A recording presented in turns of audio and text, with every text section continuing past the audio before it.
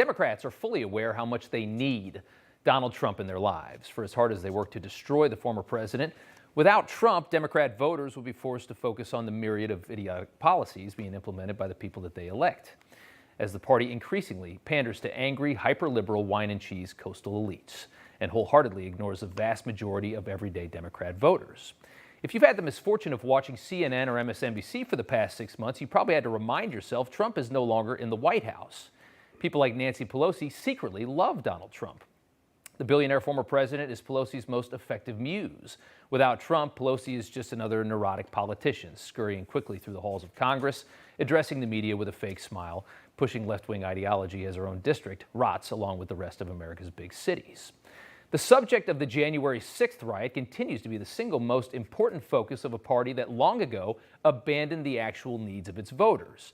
And today, Speaker Pelosi reminded the country just how political and unimportant the House January 6th Commission would be by saying she would not seat two of the Republican nominations for that committee, Congressman Banks and Jordan.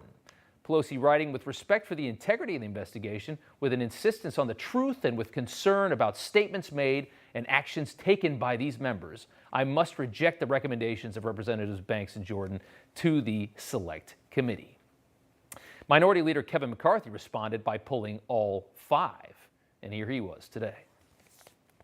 Unless Speaker Pelosi reverses course and seats all 5 Republicans, we will not participate.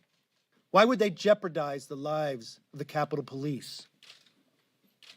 We will run our own investigation. And with that, the very narrow window that Democrats had to prove that January 6th was more than just a bunch of pissed off, unarmed Trump supporters trashing a government building, Pelosi's justifications for removing Banks and Jordan is that they objected to the electors. You remember that. What she wants you to forget is Congressman Jamie Raskin, who is on her committee, objected to the electors in 2016 when Trump won. Raskin had to be gavelled down by Joe Biden. Take a listen. I have an objection because 10 of the 29 electoral votes cast by Florida were cast by electors not lawfully certified because they violated Florida's prohibition against dual office holding. Debate is out of order. Pelosi getting called out yet again. We've seen this before. But what is this really all about? Well, like everything else, this is a little more than just a power game to Nancy Pelosi. All she sees when she remembers January 6th is political capital. Yes, the Capitol was breached, and this network and every Republican has condemned that. But the hyper-dramatization is nauseating at this point. Unarmed, angry Trump supporters almost took over the country, armed with Trump flags. That's the storyline. Everybody can see what this really is, though. Pelosi wants to consolidate power, make sure January 6th is the only issue on voters' minds ahead of the midterm elections.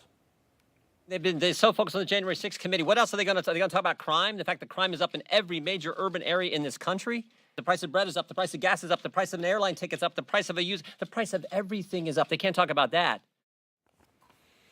So Pelosi doesn't want Jim Jordan on the committee because he's an effective communicator and is going to say stuff like that the entire time. Jordan will also ask questions like why the sergeant at arms who reports to Pelosi ignored multiple requests for support that day. Maybe the political capital to be gained from that mob was more valuable than securing the building. Maybe certain people wanted that riot to breathe for a little while. That brings us to the bigger picture, the politicization of the Department of Justice and the FBI, and how Democrats and the deep state have used these institutions against their political opponents. Conservative Ben Weingarten writing last year, the president, talking about Trump, has exposed the rot and corruption of our ruling class. And there's no bigger poster child for that than the concerns about the corruption of the FBI. Remember last October when far right-wing militia groups were planning to kidnap Michigan's governor? This was the headline in the New York Times. FBI says Michigan anti-government group plotted to kidnap Gretchen Whitmer. It's pretty scary stuff. Biden and the left use this as an example of conservative extremism, which is now, of course, the greatest threat to America, the world, and the universe. Look at how dangerous these Trump supporters are. Look at what they're capable of doing. Except now we're actually learning some new details from BuzzFeed, in fact. An examination of the case by BuzzFeed News also reveals that some of those informants acting under the direction of the FBI played a far larger role than was previously reported.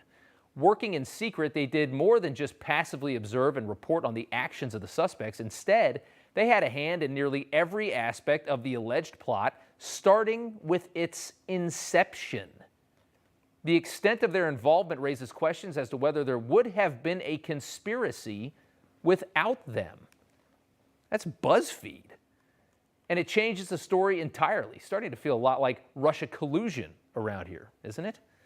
Remember these declassified notes from the FBI agents who interviewed Michael Flynn? What is our goal? Truth, admission, or get him to lie so we can prosecute him or get him fired? It's a dangerous pattern at the FBI. Are these same kind of politicized investigation techniques still being used? Maybe used against Trump, his supporters, maybe his family? Are these being used against Rudy Giuliani, who's being investigated for an alleged breach of foreign lobbying laws connected to his work in Ukraine? Is that the case against Thomas Barrack, a Trump associate who was arrested just this week? The Justice Department says he failed to register as agents of the United Arab Emirates as they attempted to influence Trump on foreign policy. That brings us to the idea of two justice systems, one for Republicans who are pursued by vindictive prosecutors and one for Democrats who seem to get a slap on the wrist a lot. Let's prosecute Barrack and Giuliani for undue foreign influence, but all of that crap about Hunter Biden, the Ukrainian gas company, the China stuff, Ukraine while his father was vice president, flying around on Air Force Two, closing deals.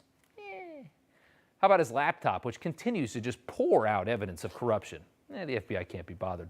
What about Tony Bobulinski? He actually worked with Hunter. Says Joe was in on the game too. Don't really care about that. What about a report that found Eric Swalwell, one of the most annoying Democrats we have, spent a small fortune on fine dining and booze as Swalwell cheated on his wife with a Chinese spy? Does it get any worse than that? Instead of an investigation, he's getting a promotion to the House Intel Committee.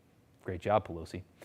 Meanwhile, Florida resident Paul Allard Hodgkins, seen on these videos here inside the Capitol, holding a Trump 2020 flag over his shoulder and doing literally nothing else, as we've seen in court documents.